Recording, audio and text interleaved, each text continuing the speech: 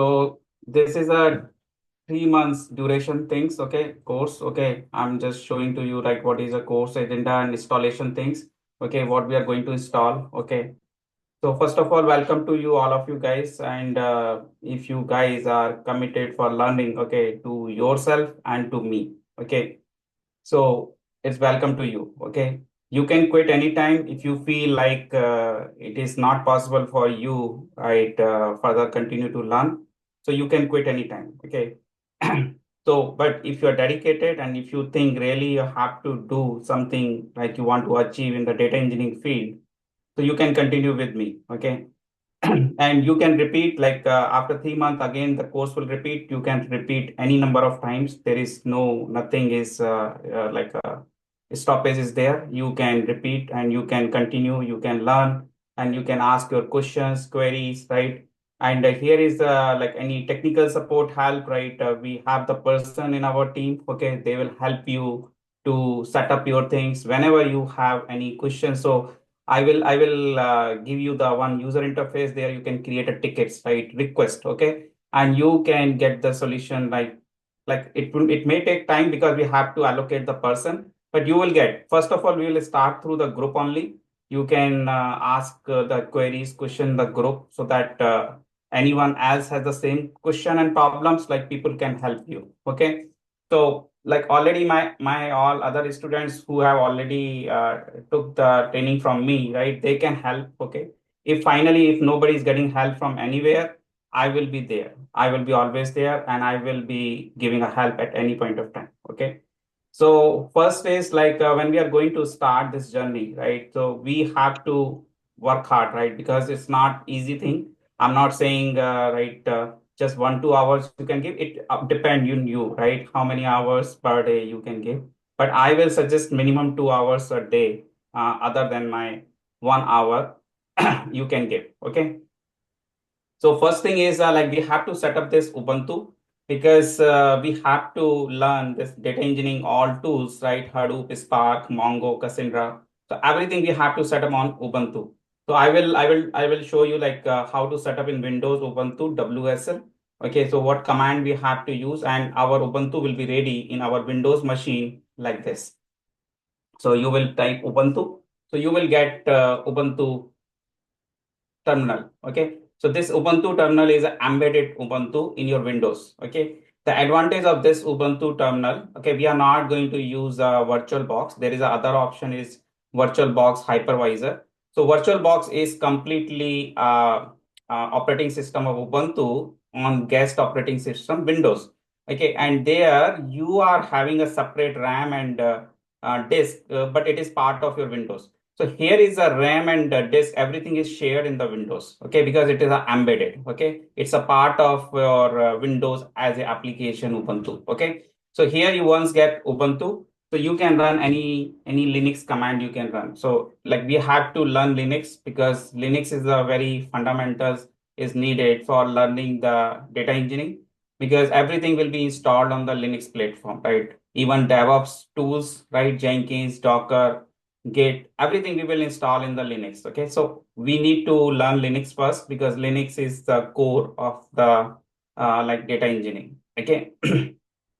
So when we are going to set up the Ubuntu, right, in the Windows, so in the Windows CMDs, right, if you go to Windows CMD, so in the Windows CMD you go and there first you check WSL list online. Okay, so when you check here WSL list online, okay, so you will get what are the Ubuntu's version is like supporting in your Windows. Okay, so we have to choose this Ubuntu 24.04. But before that, we have to do some settings. Okay, so these are the settings we have to do in the Windows features. Okay, so when we go here and search here window feature, Windows features.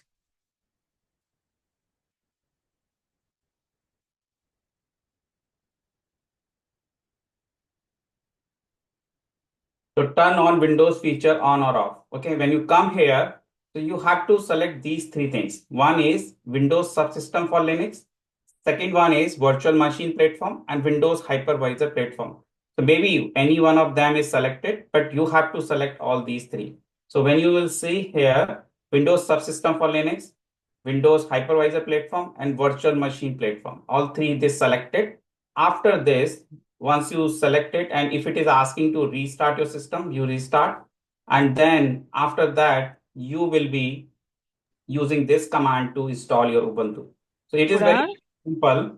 Just you have to put your command here, this command. Okay, or this command you can type it from here also. This is the same command, wsl.exe minus minus install, and distro is your Ubuntu 24.04. So when you run this command, because mine is already installed, so when you run this command, it will ask you the user and password. Okay, so just keep it very simple, username and password. Username you can keep it your own user, whatever your user of Windows, and the password you can keep it very simple, just 4 5 letters password. Okay, so that you can remember.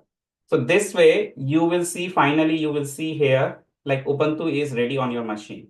Okay, so here you will see, like you will click on the Ubuntu, so your Ubuntu is ready, and here you can see your home user. Okay, so basically what it does in your Windows machine, it create a Linux folder like this. Okay, so everything is configured over here, right? So if you want to copy any file or anything you want to copy, you can directly go to your home, your user, and you can copy it here. So it will be appear here in the Linux. Okay, so it just like either you can copy paste in the file system, in the Linux file system, you can directly copy in the Windows, or you can keep, and whatever Linux command you can use, so you can do it here.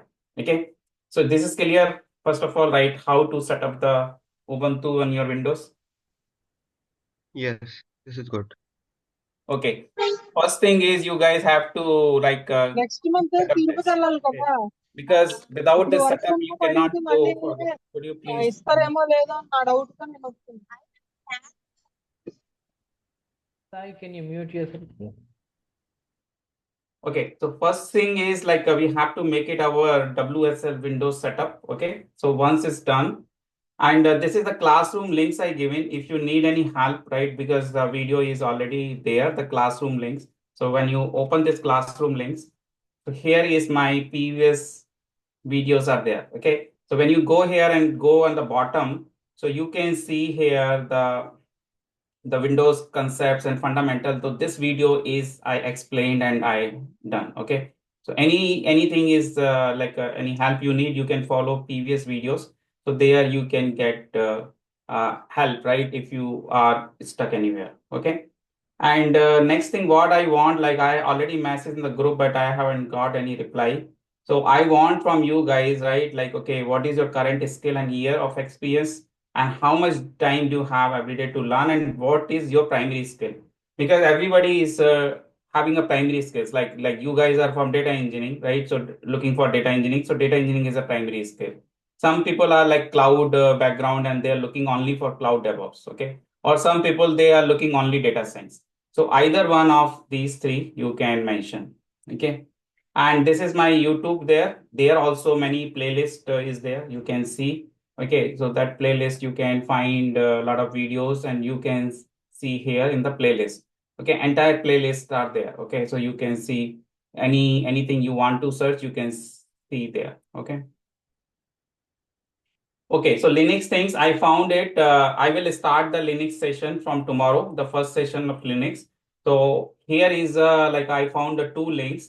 So one link is this is for practice for the Linux, but you have already Linux environment set up, right? Ubuntu. So you don't need a separate Linux environment setup, but you can enroll this course. And this course is having all the command practice, right? So you can do practice of the commands like file management, right? Commands.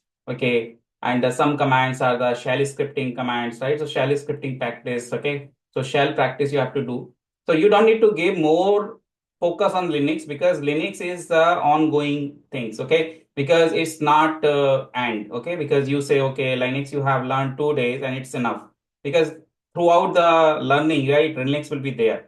So at least I want you guys to start Linux basic commands and the Linux shell scripting, right? Whenever we are writing some scripting, right? Some automations things, so we can write a script. Okay.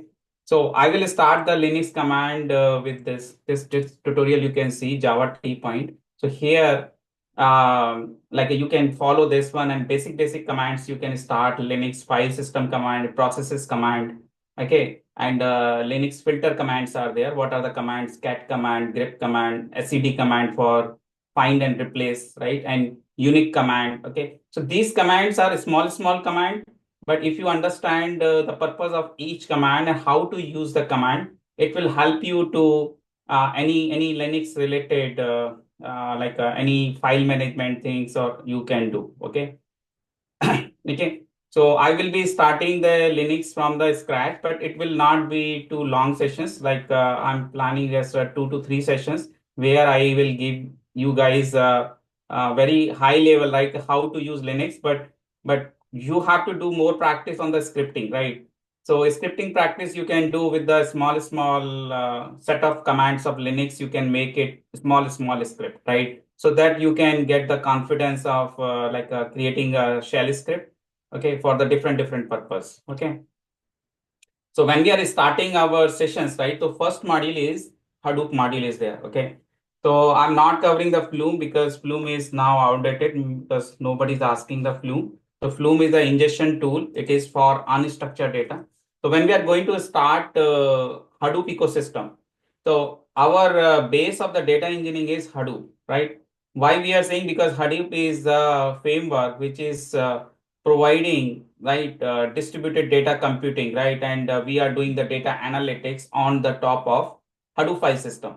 So Hadoop file system is a similar to Windows file system, but Hadoop file system is giving benefit of like it's a larger block size, like 64 MB to 128 MB block size. So data is processing faster. Okay. So why we no need to use the Windows or Linux, right, for processing the large data. So when we are going to process the large data, we need a such file system which has larger block size. So data processing should be faster. So I will talk about more on the Hadoop architecture.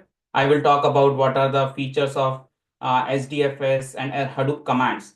So Hadoop commands are very important when you are working on the Hadoop environment. So you should know Hadoop developer command. So when your Hadoop services are running in your Linux, right, here in Ubuntu, so we have to install Hadoop manually first. Okay. So I will show how to install Hadoop and Hive, all Scoop, all these tools will install manually. Okay. So if I check my Hadoop is running or not, I will check by JPS command. So right now my Hadoop is not running. So there is a command start all.sh. I will start my Hadoop services. So manually I will start my start all sh command to start my Hadoop services. So once my Hadoop services are started, like name node, data node, okay, and secondary name node and resource manager and node manager. So these services once started, then you can work on the Hadoop developer command.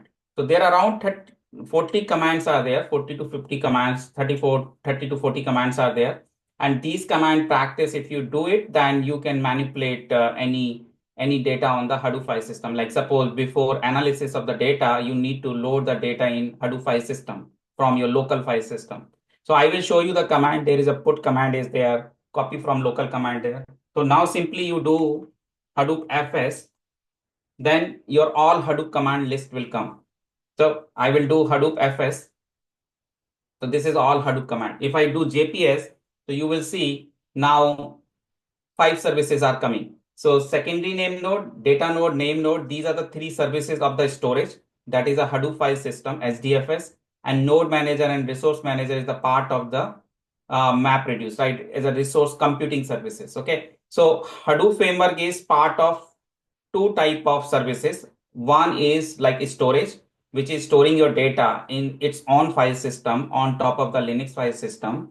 And the second type of service is computing, right? So whenever I want to compute, I should have the data on my Hadoop file system. Otherwise, I can't do the analysis or compute the data. Okay. So first of all, I need a data on my Hadoop file system. If I want to check what is the data is in my Hadoop file system, so I will use Hadoop fs minus ls and slash is my root path of Hadoop. So Hadoop file system is a virtual directory. You cannot go inside like a cd command to go in these directory. So whenever you want to see any file, any directory or file content, you have to write a complete path. So if I say I want to see what is a file and directory in this batch 4 directory, because this is all directory, D is a symbol is for directory. So when you want to see Hadoop fs minus ls slash batch 4. So when I do this command, I will explain all these things. So here is only one single file is there in this directory, that is a hello.txt. If I want to see the content of this file, Hadoop fs minus cat, and I have to give a complete path. I told Hadoop file system is a virtual directory. It's not physical. Okay. So you have to give a complete path. Okay. So now you will see the content of file. And the good thing is there in the Hadoop file system commands, these are Linux commands. So if you have done really well all Linux command, you can easily learn all Hadoop commands. Okay. If you see Hadoop fs, so you will see here, these are the 30-40 commands are there. Okay. So these are the command we have to learn how to manipulate the data, right? How to copy the data, how to rename the data, how to rename the file, how to remove the file, how to find something in the file. So this same find command is in the Linux. This same CP command is in Linux. This is ch on, ch mode, ch group, right? And checksum, cat command. All these command are there. Some of the commands are additional command. And if any command help you want, just you write Hadoop fs minus help. Okay, and say that I want the help of the command of put command. So just give the name of the, you will get a detail of the parameters. What are the flags are there? Okay. So we'll see this. This is just I'm giving like an idea, right? What we are going to learn Hadoop file system. And Hadoop file system, when you are doing the file, any data analytics you are going to do, you are going in the Hadoop file system. Okay. So Hadoop file system is a storage part, but the computation part is the next is MapReduce. Okay. So MapReduce is nowadays nobody using in the market because it's a Java based framework. But why we are going to still learn a basic fundamental of MapReduce? Because when you are going to learn Hive and Scoop and HBase, they are generating a MapReduce code in the backend. Okay. So here the purpose of the MapReduce is just only understanding the concept, right? What is a map? What is a reduce is there? What is a like a shorting is there? Shuffling is there, right? So these all concept will help you in the Spark, there in the Spark to learn fundamentals, okay? And how to do the joining in the two data set in the MapReduce. So suppose I have a one file and second file I have, and I want to join these two files, so I can do with the MapReduce. But MapReduce code is in Java, okay? So I will show a basic program of Java of MapReduce. So people generally asking like about the concept of map and reduce function. Okay. And next is Hive. Hive is very important because Hive is a SQL tool and Hive is a data warehouse tool, is a on premises. And if we talk about the other on premise or cloud based tool, right, warehouse tool like Snowflake, you guys heard about, and Redshift is there in AWS. So there are many different warehouse tools are there. Okay. But Hive is on top of the Hadoop because it's having a dependency of Hadoop. Okay, so whatever Hadoop components are there, they cannot run without installing the Hadoop. So we need to install here Hadoop. First installation we do Hadoop installation of Hadoop. So installation of Hadoop will give us SDFS and MapReduce. The next installation we will do Hive installation of Hive. So installation of Hive will give us the, like we can work on the Hive. Okay. But Hadoop installation is must. If your Hadoop installation is not done, you cannot install anything. Okay. So the prerequisite is Hadoop installation. The second installation is a Hive installation. The next installation is Scoop installation. Okay. So in Hive, we have to learn all the SQL, right? So when we are talking about like Hive is more than the SQL, because Hive is everything is the SQL is there. But other than the SQL, Hive is having the partitioning, bucketing, and Hive is having the SQL are having the joins are there, but Hive is having the Sardase. So what is the Sardase? If you see here the serialization, deserialization, so Sardase is like you can read a different file system data, right? CSV file, JSON file, Parquet, ORC. These are the specific file format. I will talk more about that. Like you can write the data of any type of data. Okay, suppose I say I want to read the data from Mongo. So Mongo you can write. If you want to read the data from the HBase and write the data in Hive, you can write. Elasticsearch you can read and write the Elasticsearch. So Hive is providing this feature is called Serde. Serde is scalation, descalation, reading data from the different other files format data or any database tool you can write into the Hive. But why we need in Hive directly? Why we can't use it other tool? Because the thing is, if I say Mongo Cassandra, I can use it, but I need a Hadoop based tool, right? Because I want to do data analytics in the Hadoop, right? So that is the reason I need a data in Hive. Okay, suppose my data is an XML file. I want to write the data of my XML file in Hive table. So I will use XML Serde. I have a data in JSON file. I want to write the JSON file into the right in Hive table. So table means it will become a tabular. It will become a row and column, right? Okay. Hive is having partitioning concept, bucketing concept. I will tell about more on this concept because partitioning is avoiding the whole table scan. So suppose you are doing a select star from table and where clause you are using. So you know, right, when you write a select star from table where clause, it will be scanning the whole table because every row is checking from table and where you are saying city equal to XYG. So this city XYG will be checked in each and every row and it is scanning the whole table. So that will be taking a time.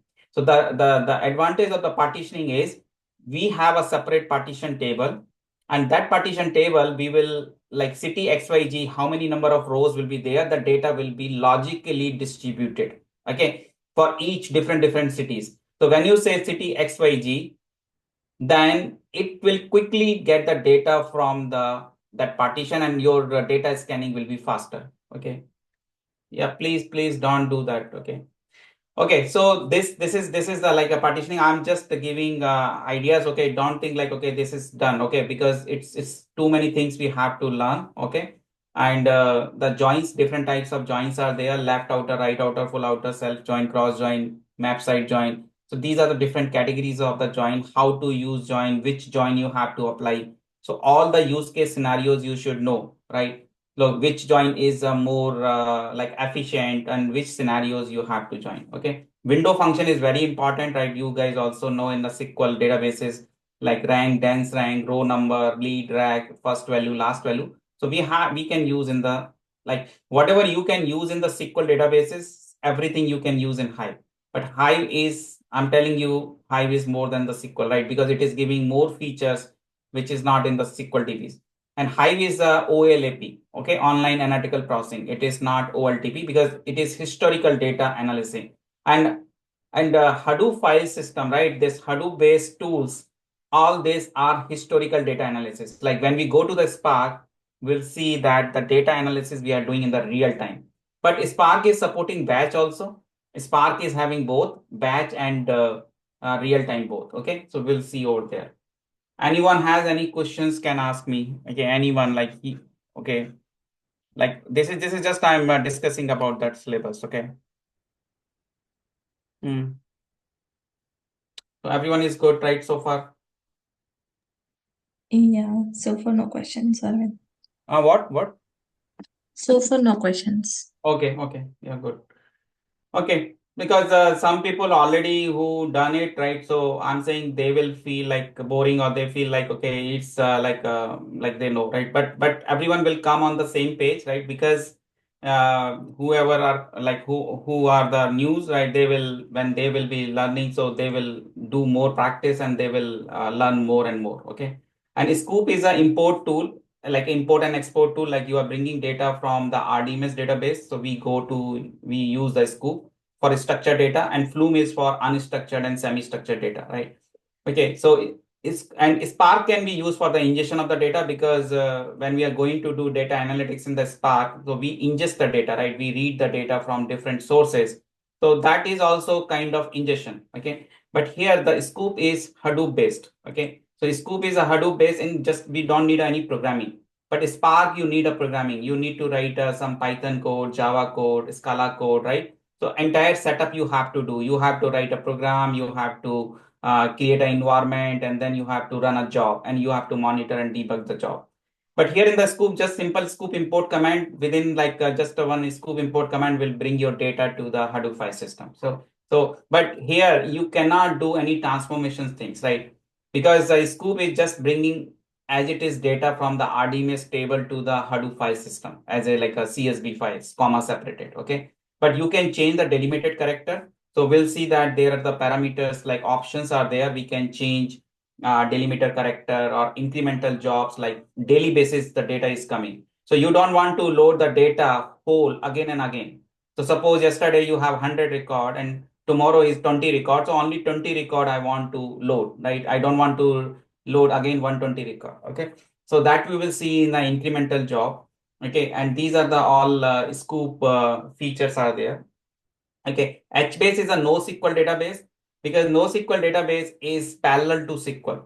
So why we say like SQL is already there, why we need NoSQL? But SQL has some limitations, right? If I say like, what is the question?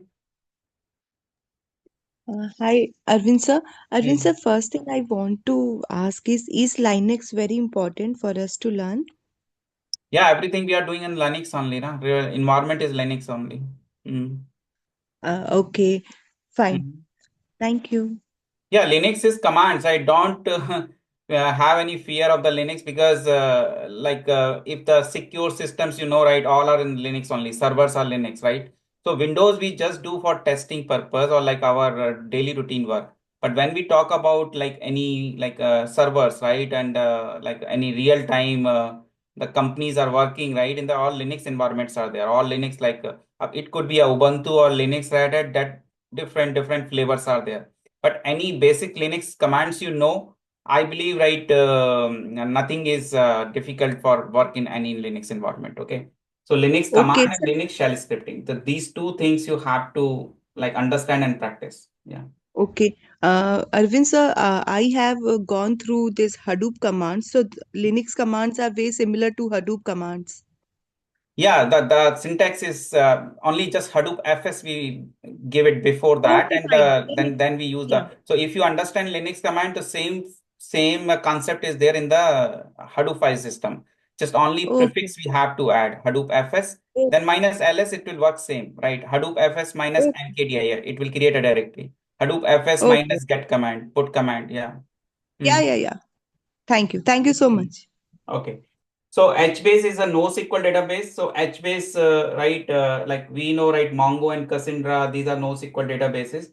So SQL databases have some limitation in terms of like dynamic schema is not there because whatever number of columns are there, so you have to enter the all column values, right? Suppose I say I have a 5 columns and I say I don't want to enter the 1 column value. So you have to enter null value, but you have to enter. Okay. But in case of HBase, in case of NoSQL databases, it's a dynamic schema. So on the fly, you can decide, right, how many number of columns you want to populate in the table, right? So you can decide. So all the NoSQL databases like HBase is there, Mongo is there, Cassandra is there, CouchDB is there. So, but here they use the CAP theorem, consistency, availability, and partition tolerance. In the SQL, we have ACID property. If you heard about ACID, means atomicity, consistency, isolation, durability. So CAP means it's a consistency, availability, and partition tolerance. So any two properties are followed, then it is called NoSQL. So if I say Mongo is following either of these two properties, Cassandra is following these two properties, so like it's called like a NoSQL. But the NoSQL main use is the scalability is also. The one is a dynamic schema. So dynamic schema is like you don't need you are not restricted, right? You only specific column you have to write all the column. Second one is a scalability because in the SQL databases are the vertical scalable. Like you cannot suppose the data cannot be shared across the machine in the horizontal way, like same Hadoop, right? But the NoSQL is horizontal scalable, like Mongo, Cassandra, like so Mongo is a master slave architecture, right? So one master and multiple worker nodes are there, slave nodes, and they can have the replication, right? Replica set, replica, like you can share the data across the machine. So it is horizontal scalable. So this is the scalability is another features of the NoSQL. So why we need to learn NoSQL? Because the bulk load data, right? Suppose unstructured data you want to load into the NoSQL, it is easy. You dump the data, right? Suppose I say Mongo is a JSON document database. So if you are loading data, that is a SQL you can do. There is a blob and clob field is there. But blob and clob, like you have to write additional code, right? You have to like byte array to convert into the blob type. So that kind of code you have to write in your SQL. Okay. But when I say I'm using Mongo, right? Mongo can load complete your JSON file in as a field, as a document. Okay. So that kind of unstructured data you can write it. Unstructured means not a video, audio. I'm talking about like a files data like XML, CSV, JSON. Okay. So these are the semi-structured data which is having the characteristics of the structured and unstructured data. Okay. So HBase commands are there. So we will see how to create a table, how to copy, so commands are similar are there, but syntax is different. Okay. So we will see this HBase. Okay. The second module is a Spark. The second module in the Spark is all the Spark concept from the basics, right? Spark core. So Spark core is a base of our like a Spark fundamentals, like how to learn a Spark, right? So what is a Spark core concepts are there. So basic core concept of the Spark is RDD. So resilient distributed data set, because it's an immutable collection of the data which is spread across the worker, and it is distributed. It is a fault tolerance. So what is the meaning of the fault tolerance here in RDD? So RDD we call it's a fault tolerant. Fault tolerant means like it can be, if any point of time your RDD operation got failed, it is recomputed. Okay. So like in Hadoop, the problem is if your job got failed, it will start from the scratch. Okay. Because it is not having the one feature in the RDD here is a DAG. Okay. I will talk about DAG, direct acyclic graph. Okay. So this DAG is basically giving a feature to keep your all the operation in a graph form. So you have complete states are there. So any point of time, any state fails, so it can be recomputed. So that is the features of RDD. So we'll see that RDDs is there, data frame is there, data set, right? And what is the stages, task. Okay. So these all are the basic core things. Okay. So you have to start first fundamentals of the understanding the Spark core concept. Okay. What is a Spark like core concept? Two things comes in the Spark is Spark transformation and actions. Okay. So transformation is like one form to another form. Suppose I have a data set. I have a one CSV file. Okay. And this CSV file, I have a employee data set. Okay. And if I say I want this employee data set, there is a city column is there. I want to say the city is Delhi city. I want to filter out. So if my data set is initially of 100 record and my city Delhi records are there 10. So when I get finally my data set after the filter, I will get only 10 record of Delhi's. Okay, correct. So this is called transformation. So transformation is basically converting one form to another form. So initially you got a larger data set, and it's narrow the transformation. It's called narrow transformation because your results is narrowing. Okay, and you are getting your specific result, right? What you are looking for. And again, further, I say in this Delhi records, I want a specific place record, right? Area. Okay, there is a one more column area. So if I say that particular area XYG and that area record only 5. So finally, I will get one more transformation I'm applying, again filter, and then I'm getting only 5 record. So these 5 records are coming out of 100. So my data set narrow to the 5 record for my final analytics, right? Okay. So this kind of thing is called transformations and one form to another form. And action is, suppose I say I don't want to do further any transformation. I will call on this 5 record. I say collect. When I say collect, or I should say take, collect, count, okay, number of record I want to count. So this all action will be giving you the final result. So the very basic difference between the transformation and action is transformation is giving you the option to you again and again you can apply the operations. But action is giving you the restriction. You cannot go further transformation. Suppose you call the collect function. can you apply this collect result, right? 5 record. Can you apply the transformation? You can't do because your result has come, right? So once result has come, you can't do further transformation. So action is restricting. Action is giving you the final result and that's it. But whenever you are looking for transformations, so you can apply one transformation on another transformation. So I will talk about all this, like what are the transformations are there, narrow transformation, wide transformations.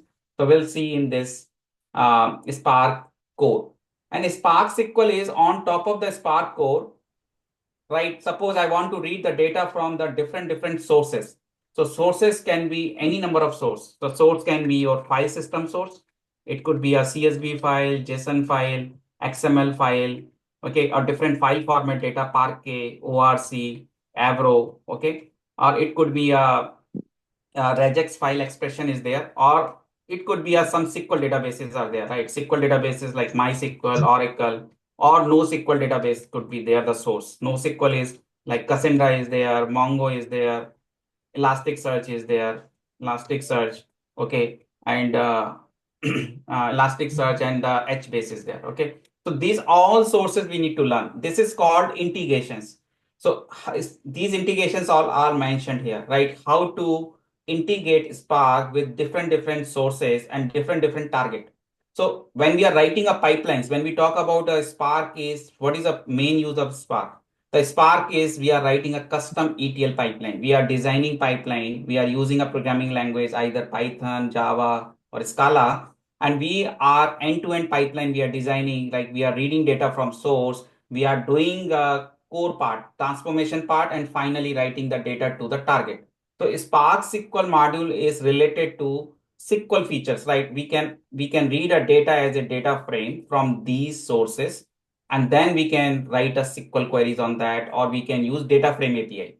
Okay, so I will talk about this, like integrations things, how to integrate from these databases and get the data and again write the data, right? So any source, any target we can use. Okay, and this is SQL module is completely data source module, right? Where different data sources you can read data as a data frame and manipulate the data and write the data to the target. So you will have a data ingestion and data analysis, and then finally writing the data to the target. So that is called ETL. So ETL is basically extract, transform, load. Okay, extract, transform, load. And how is different from the ELT? Okay, so here is the term ELT you heard also. So ELT is extract, load, transform. So here the difference is coming here in the transform load. Here is a load transform. So Spark is a ETL. Spark is a ETL tool, or you can say some ETL, other ETL tool is there, like Talent is there, Informatica is there. These are all ETL tools. But when I say what is ELT tools, so ELT is like a Hive is there, Redshift is there, data warehouse tool like Snowflake is there. What these tools is, right? So ELT tools means warehouse tool, data warehouse, which is storing data as a historical data, right? And for OLAP, okay. So when I say ELT is like a ETL is not costly. Why it is not costly? Because it is not costly because you are reading data from the source, immediately you are doing the transformation and loading the data to the target. So that is the reason it is not costly. Why this is costly? So here you are saying first you are reading the data from the source and loading to the target. You are not doing the transformation because transformation is not required now. So you are waiting for the transformation. So you are thinking, okay, transformation you can do any point of time later. So when you have to do this kind of operations, because like some companies are bearing the cost of the Redshift or Snowflake, that is fine, okay, because their purpose is to read data from the source and write the data as it is. They are not doing any transformation. But later point of time, when the client says or any requirement comes, then they will do transformation. Okay. So that is the reason ELT is costly, because every time you have to load data whenever you need a transformation. Okay. And the ETL is not costly because immediately you are doing the transformation. Right. Okay. So this concept we need to run when we learning the data warehousing concept, like star schema, Snowflake schema, fact table, dimensions table. So that time we will learn the ELT, okay? And ETL, when I'm talking about this all ETL, like Spark pipelines we are writing a real-time data streaming code. So Spark is having the batch and real-time both. So when you talk about the Spark SQL, it is a batch module. It is a batch. Spark SQL is a batch, okay? So it's a batch processing, like data is a historical data processing. But when you say the real-time, star schema not ETL, right? Star schema is a one fact table is there and surrounding is the dimensions table, okay? It's a warehousing concept only, okay? So ETL, that is a ELT. So star and snowflake schema, all these are ELT, okay? All this is a part of ELT, okay? Okay, so Spark streaming is a real-time streaming processing data. When you're getting a data, suppose I say my data is coming from the Twitter, okay? So Twitter is coming data or it's coming from the some REST API. Okay. The data is coming on the fly, like some live cricket match is going on, and that match data is coming, live cricket match data. And I say this type of data processing, or I say the credit card swiping, right? So credit card swiping data, right? Credit card swiping. Okay. So these are real time. These are the real time data processing. So this type of data processing is used in the Spark streaming. So 3 modules are there in the Spark. Total 5 are there, but we will not do those 2 other, machine learning and Spark graph module. Okay, because those are not that much use or like is specifically machine learning use in the machine learning project. Okay, Spark ML Lib and Spark graph. So Spark graph is used for the like graph, like a Facebook kind of data, right? Which is having friends of friends like that graph module. Okay, and the ML Lib is a machine learning. Okay. So we have to concentrate 3 modules for the data engineering: Spark Core, Spark SQL, and Spark Streaming. Okay, so Spark Streaming will see that how to read the data from the some streaming sources, real-time streaming sources. It could be a socket connection, it could be a Kafka. So Kafka is also one source, okay, or socket connection. Socket connection is a like a real data is coming right in the network in the socket connection. So how to get this data and process the data? So there the 2 ways are there. As a RDD way you can do, or structured streaming you can do with the data frame. Okay, so we'll see that. And the next module is the cloud module. Cloud module is the completely AWS cloud big data engineer services. So EC2, S3, like these are the basic services on the like a data kinesis collection services are there, right? So uh, like uh, like a DynamoDB is a NoSQL database. So whatever we learn on premises, this is all on premises, like Hadoop Spark. So same thing we are learning here also. Like EMR is if we talk about the EMR is a Hadoop Spark service in cloud AWS. Okay, DynamoDB is a NoSQL database, same like a Mongo Cassandra. So you are getting a substitute. You are getting a alternate option in the cloud, because cloud is giving its own services, right? If you don't want to use your on premises, you can directly use in the cloud whatever you can use in the on premises, right? So cloud is giving a benefit of scaling, high availability, okay, load balancing, right, reliability, security. All the features of the cloud will come automatically. So why we are going to use cloud? Because cloud is like cost is there, right? Why still is the cost is there, but the feature is your data is globally available, right? Your data can anyone access anytime, any point of time can available. And it's a as you pay go model. How much you use cloud, the charge will be there. Okay, so that is the advantage, right? Like, okay, I don't have the more machines, more servers I don't need. I can shut down those machines. And whenever I need machines, I can take it new machines. Okay. So the advantages are there, cloud, and everybody is moving to cloud. Even the banks are going to the move to the cloud because bank is more secure, right? They don't want to keep it cloud because they feel like their data will not be secure on the cloud, but they are using hybrid cloud.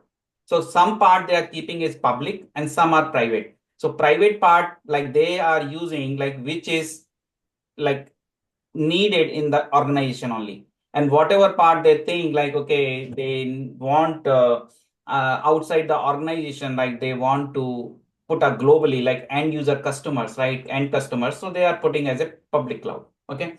So this is the like a hybrid cloud can be possible. Okay. And So Redshift is again one data warehouse tool. Like we talk about Hive, we talk about Snowflake. So this is Redshift is a data warehouse tool in cloud AWS. Okay. So these are small tools, small service. And if you learn this service, you can work in these services same like you are working in the on-prem. Okay. But here you have to use their proprietary service. So you have a dependency on the cloud specific service you have to use. You cannot use if you say, okay, I don't want to use Redshift, I want to use Hive. So you can install Hive on the EC2 machine, same like Ubuntu machine you can install. Okay. So that kind of things you can do. That option is there. But if you are going to use their services, these are the managed services and you have to pay for that. Okay. For these services, you have to pay because you are using their paid services, right? But all the services are not paid because some of the services are the free services like EC2, S3. Okay, depending on the number of hours uses you are using. Okay. Okay, so security services are there, like Azure is there. Who are interested to learn Azure, they can follow the Azure module. Okay, otherwise they can skip. Okay, because everyone has the choice to select the cloud. I will suggest like at least two cloud you learn rather than three clouds. Okay, or better than the one cloud. So at least you are learning the two clouds, so you have the opportunities of the two. Okay, fine. Because now specifically in the market, like people are looking for the specific to the cloud. So some people who are in Azure or AWS or GCP, they are looking for only those candidates. Okay. So those are specific to the clouds. Okay. So if someone is looking for the GCP cloud, they can cover up the GCP services. So all the services, whatever we see, like, okay, data warehouse tool service in Redshift is there in AWS. Here is the BigQuery. Okay, here is the big table is there, NoSQL database. Dataproc is the cluster of the Hadoop. Same like EMR is there. Okay, so Hadoop service you see in the EMR is there in AWS. Here is a Dataproc. So if you understand one cloud, I'm pretty sure second cloud you will quickly learn. You will not take not more than 1 week. Okay, so just concentrate one cloud, whatever cloud you want to start first. Okay, and learn all the different services and understand what are the services are there same in one cloud. What are the other what are the same services are in the other cloud. Like here, Airflow service is called the Cloud Composer. In AWS, the service is called MWAA, Managed Workflow Airflow Service. Okay, so the services name can be different, but altogether the purpose of the service, the work of the service will be the same because the core part of the service is Airflow. So Airflow somebody learn because I'm teaching separately Airflow also without using the cloud. So once you understand Airflow, so wherever you use Airflow, it doesn't matter whether you go Airflow, AWS, Azure, or GCP, anywhere you can work, right? You have to understand only infrastructure part of Airflow, how to configure Airflow. That's it.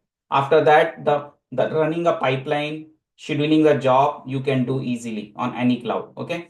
So we'll see that in AWS, Azure also. I'll show you the GCP, this Cloud Composer. Okay. Dataproc cluster is a Hadoop Spark cluster. Okay. PubSub is the like a Kafka messaging tool. Okay. That is a PubSub in the GCP. Okay. So these are the services. These are the miscellaneous module, which is having the three tools, Snowflake, Airflow, and NiFi. Okay. Snowflake is a cloud SQL data warehouse tool. We learn the Snowflake because Snowflake is a more demanding nowadays because it's very highly distributed and computing power is very high, right, as a SQL data warehouse tool. Okay. And the best part of the Snowflake is it is a cloud agnostic. So cloud agnostic means it is not depend on any cloud. Like it's internally using any cloud because it's a cloud SQL data warehouse tool, but it is choice like which cloud as a storage you want to use Snowflake. So you have to select when you are set up your Snowflake account, you have to select which cloud you want. Any cloud you can select, it doesn't matter because you are not dealing that storage part. Okay. But generally people follow like either AWS, Azure or GCP, you can select any cloud. That is the internal storage for the Snowflake. Okay. And Snowflake is completely cloud based. And the best part of the Snowflake, it can be used for any cloud because it is not depend on the any cloud. Like if you are going to use Redshift, so you are completely tight coupled with the AWS. If you are using GCP is using the BigQuery as a data warehouse tool. So you are here, right, completely independent of the cloud, right? Any cloud you can choose, okay? So same Snowflake is a SQL tool, like a lot of features are there. Snowflake, right? Tables, schemas, right? External tables, stages, okay. And Snowflake has like how to schedule a task. So that is called like a Snowflake. We can schedule a task also, and the stream also there. Cost optimization. So a lot of concept is there in the Snowflake, okay. And for data engineering, Snowflake is important, but mostly Snowflake part is like we should be able to integrate Snowflake with the Spark. Okay, how to read and write the data from the Snowflake to the Spark, and we can process the data. Okay, so that is the Snowflake. And NiFi and Airflow. NiFi is a data ingestion tool. NiFi, right?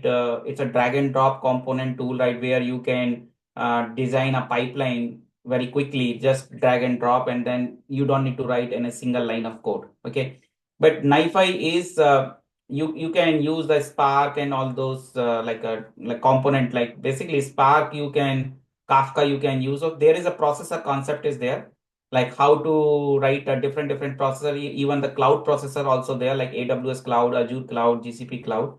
So NiFi is more like a ingestion pipeline tool where you can design your pipeline and you can read data from source and write data to the target. But the transformation part is a big problem.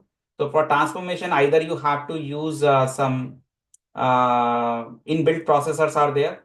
Okay. So you have to do in the NiFi is the configuration. Okay. So if you want to do some programming, so there is a custom NiFi processor you can write in Java. Okay. Otherwise, processors are there. Okay, to do all these things. Okay.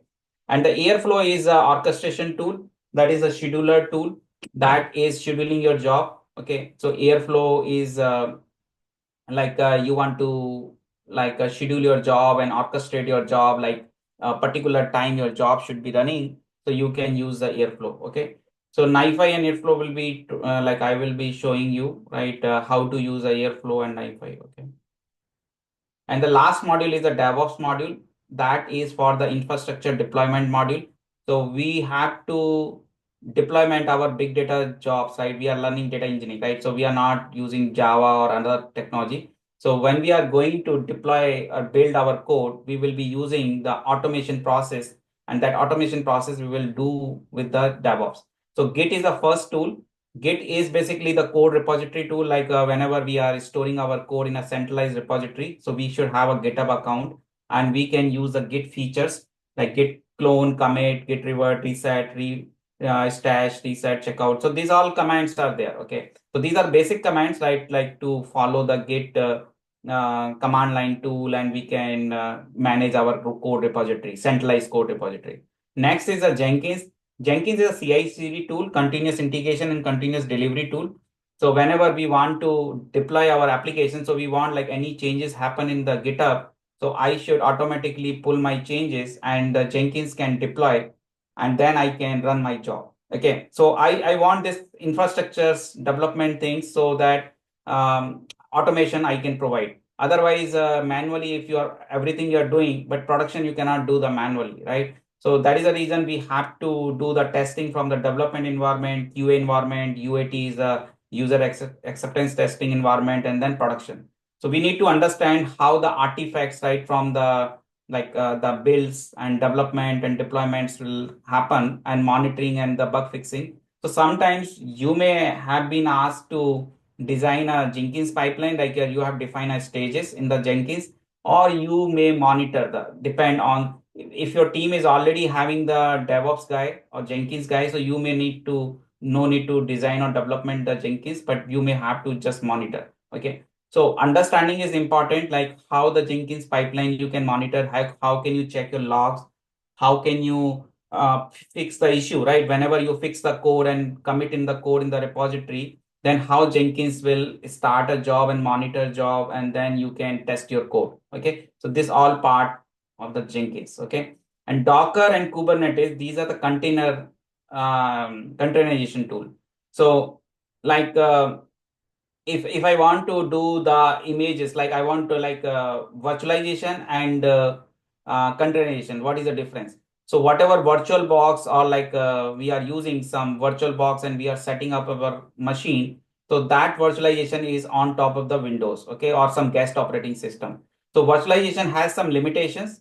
The limitations are like it is using the memory space or address like of the Windows. So it is taking a time to boot up, right? But the containers are very quick and lightweight, okay, because you can understand the concept of the containers in the like in the ship, right? Containers. So containers are movable, right, from one place to another place. So whatever your items are there, you keep it in container, it's safe, right? Because it's a layer, outer layer is there. So we need to understand the Docker is providing the containers like images, and these images we can have in the some repository as a Docker hub. So there we store our images. Just I give an example. Suppose you are doing a installation setup, everything you are doing. Suppose you have Hadoop setup you did, you done setup of Spark, Kafka, Hadoop, Mongo, everything you installed on your machine. And finally, I say this setup, okay, everything you done. Okay, now I ask to another person to do the same setup. What he will do? Same thing he will follow. The other person will follow the same thing. So other person will follow, other person will follow the same thing.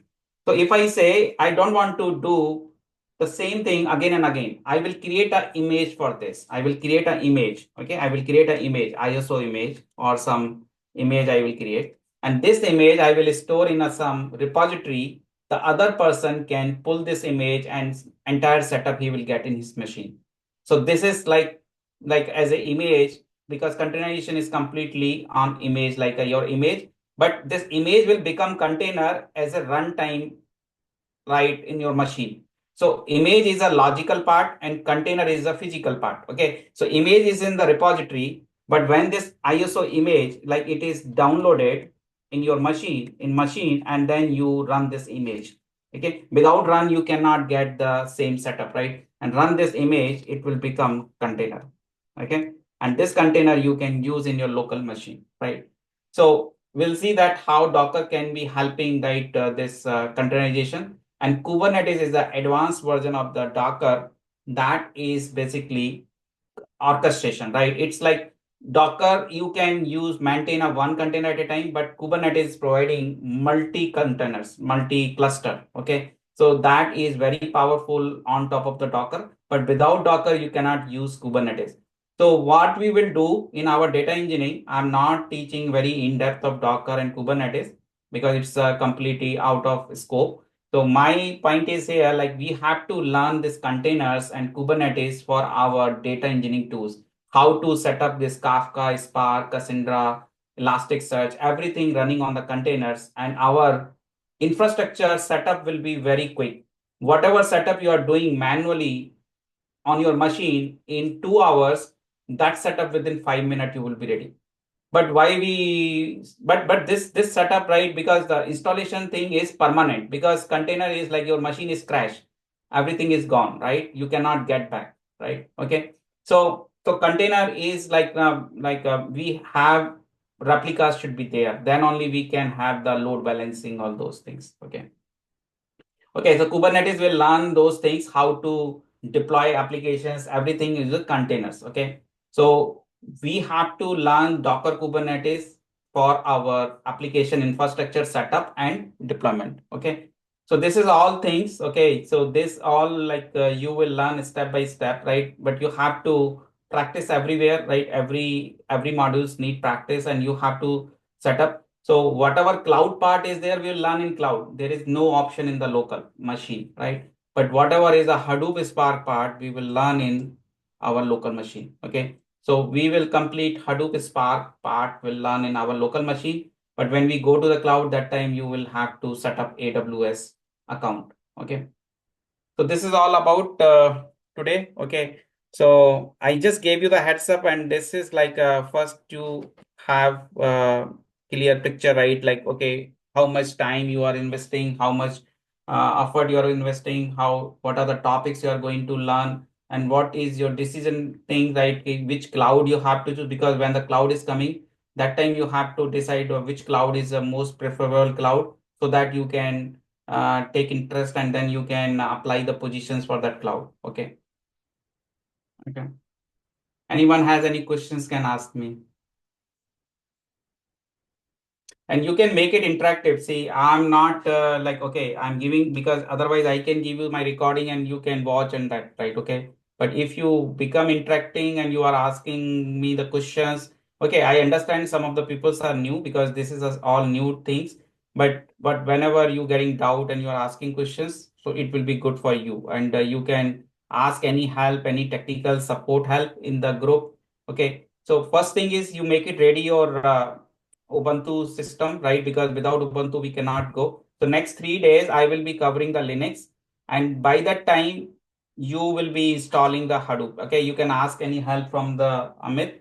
And then you will be, right, doing installation of Hadoop and Hive before, like when we start Hadoop. Okay. Okay, thanks everyone. Okay. Thank you so much, And I Arvind, will for create the a knowledge. classroom. Hmm? I have a quick Thank you so question, much for the sorry. information. Okay, okay. Somebody is If you asking can, question. if you can stay for a couple minutes, I just want to show like Okay, okay. my Ubuntu after the class. Okay, I'll connect you separately. Okay. Hmm. Okay, Arvind, thank you.